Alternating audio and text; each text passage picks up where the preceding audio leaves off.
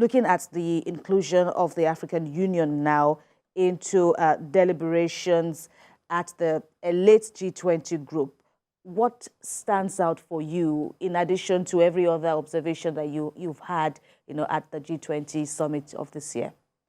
Well, I would say that actually the G20 is actually coming late to the party. Africa is the place to be.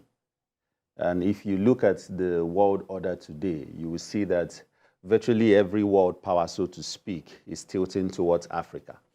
And so it was more or less a decision that they had to make if they want to continue to be relevant. And if their relevance to the world order has to be in place, so to speak.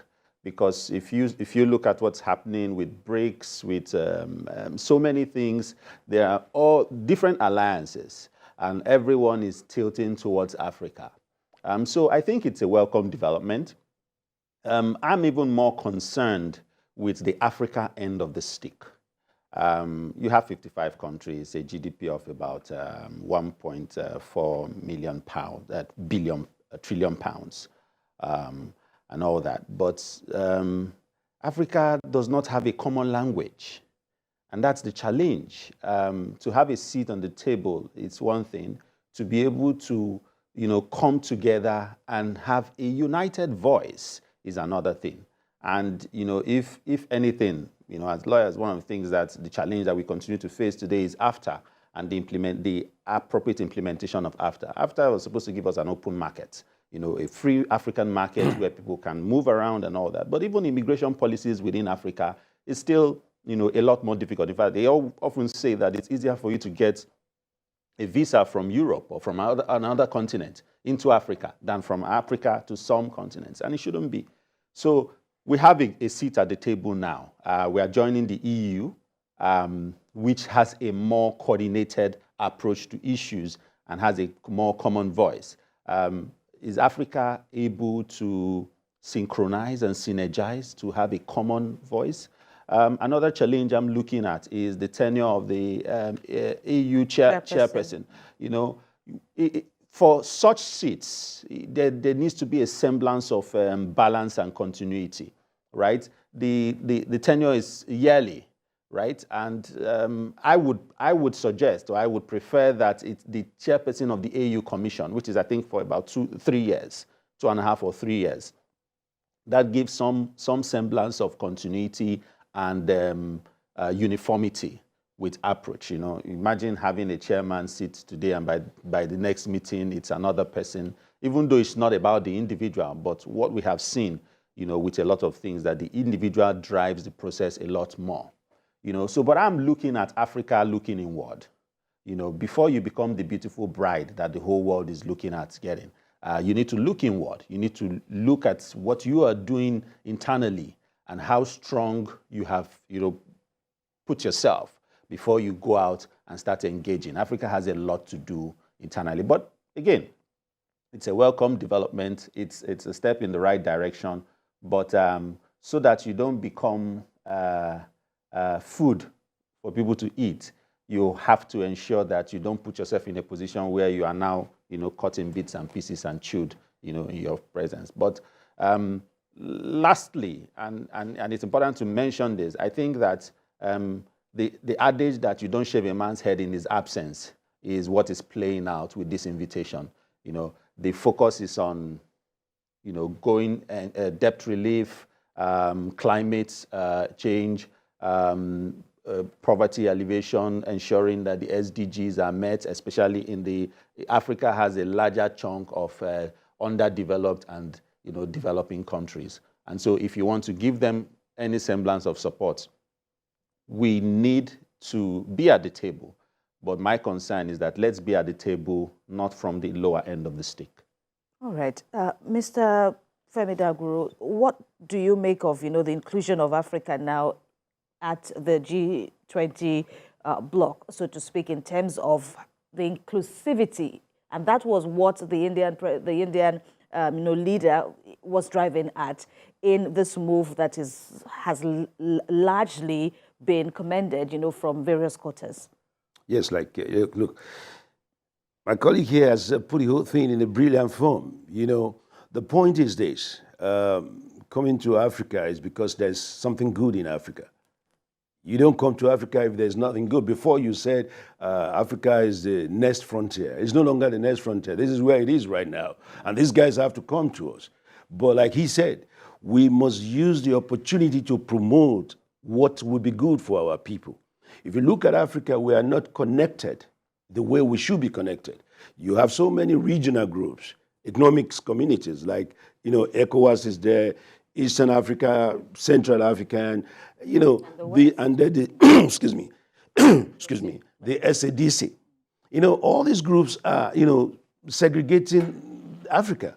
And that means going to such a place as one voice, that something is still missing. And like what he said, we don't have a common language, right? Look at European Union. They are formidable. Why? Because they are not divided the way we have divided Africans.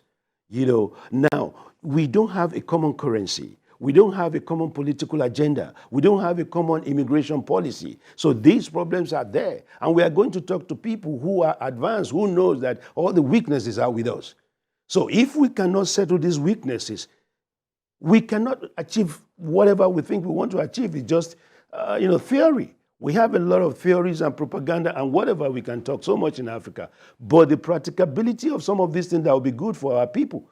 You cannot travel from here to Gambia so easy that way. You cannot travel and go to Cameroon. Once you get to the airport, they start speaking French to you, and you have, you know, you are just looking at this is supposed to be, you know, African country. You go to, you know, maybe Angola, then you discover that it's another language. So that is not a common thing for us. So going there is good because they know there's something good.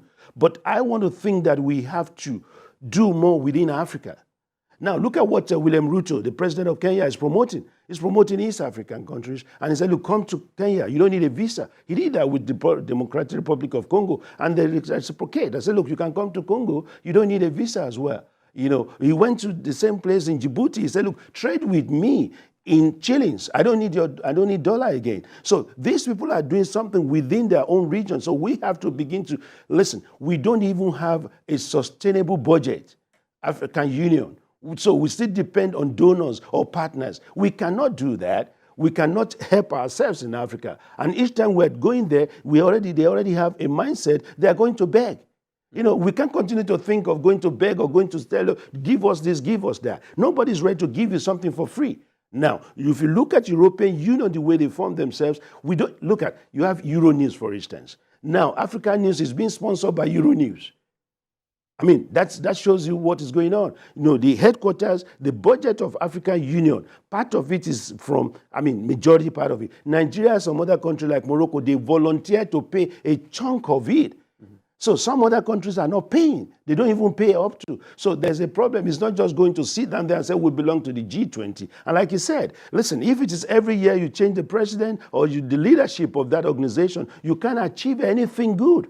I mean, that is just the straightforward thing. I mean, when we're not being too diplomatic about some of these things, you know, so where you cannot have a good budget to maintain what you have to maintain, and you have to depend, listen, we will continue to say, give us. European Union will fund states or countries within the Union. When Portugal had a problem, they were there. If Italy has a problem, they were there. And look at, now it's a murky water. China was not there. Then, what's it called? Russia was not there as well. Sent in, you know, yes, you see, there's always something going on there. Among these people, you have problem between India and China. You know, so there's a murky water. We have to know how to play this international game. And we have to be careful as well as Nigeria. We have so many bilateral, multilateral agreements and understanding and MOUs here and there. You know, there was a time we have Commonwealth was the in thing. Now, what is Commonwealth doing? You know, now we have AU, we have G20, you have the BRICS, you have so many things coming up. And we want to have a seat on all the tables wherever they call us to be. But what is the agenda? What are we going to promote? It's a good idea to be there, but we have to think about the people, our culture, our people, our economy. Unemployment right now is high all over the place. And now you have countries in Africa that you have coups all over the place. So we have to really manage. Can these countries in Africa listen to African Union when they speak? Are we speaking in one voice? then African Union will speak, ECOWAS will speak, and other countries will speak. So we have to come together first and try to see the reality of what is going on in Africa before we are being challenged. And another thing is this: it is not just about bringing, we have to develop our own people. We have to develop businesses in our own people. You know, some mutual is selling to Sierra Leone. That's a good thing. So if we have to develop, if you bring most of these people, we need them, no doubt about that. But it is not just to bring businesses and then things are not going well, you pack your things and leave the country. That is not the kind of innovations. That's the kind of partnership we want. We want a very genuine partnership that will respect the rules, that will not take our people for granted. So we have to be sure from day one as we are going in that we are going in strong. Like I said, we have to go strong and we have to be determined. Do we understand why we are there? And these are the things we have to be very vocal about.